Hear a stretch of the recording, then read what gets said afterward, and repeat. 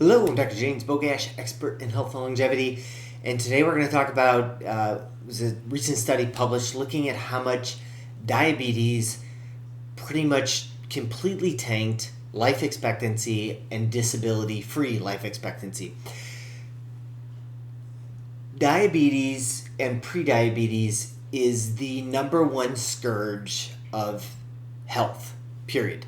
Humans are designed for hardship. Starvation was something that our ancestors had to deal with, and human physiology developed some wonderful tools to fight off starvation.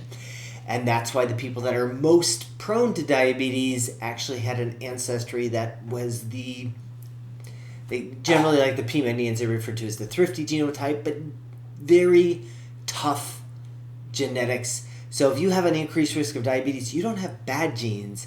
I don't want to give people a complex, but arguably it's superior genetics living in a very inferior environment. But diabetes and prediabetes is linked to everything. I suggest that almost every case of cardiovascular disease has some aspect of diabetes contributing to it. Cancer, poor immune response, everything has this factor in play.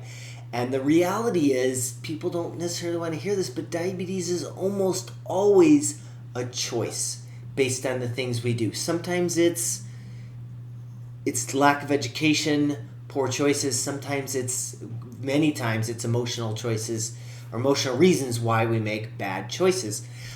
So how bad is it? This was done out of South Africa, and researchers looked at the life expectancy of people who were diagnosed with diabetes at 45 years of age.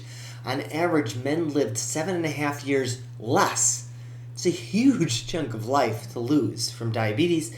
And women, 3.9 years less, lived 3.9 years less, also had more years living with disability, because who wants to spend their last days in a nursing home with somebody wiping your chin? Like, nobody does. We want to have high quality life until the time that we go. We all want to die in our sleep.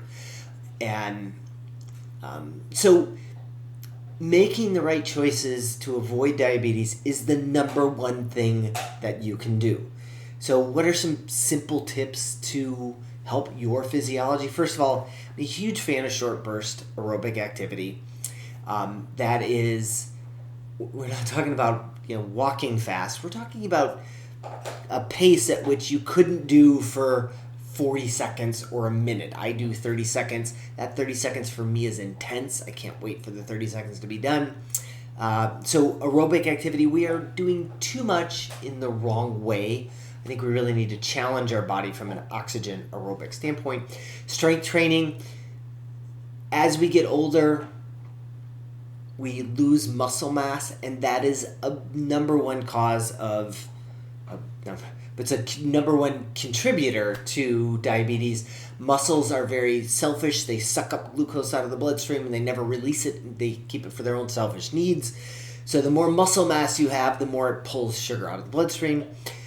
No refined carbohydrates. That's enriched wheat flour, high fructose corn syrup, and just added sugar. Those are off the list. And really living a carb-conscious lifestyle. Definitely not the keto, but definitely a carb-conscious, trying to keep those carb intake to a moderate level.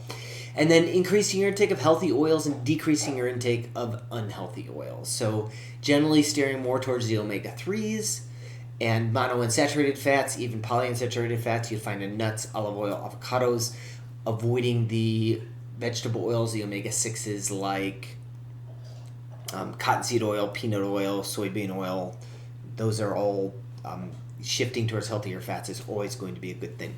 As always, I'll post a link to this particular study in the description. Make sure you like this video, share it with somebody who you think needs the information, and subscribe to the channel.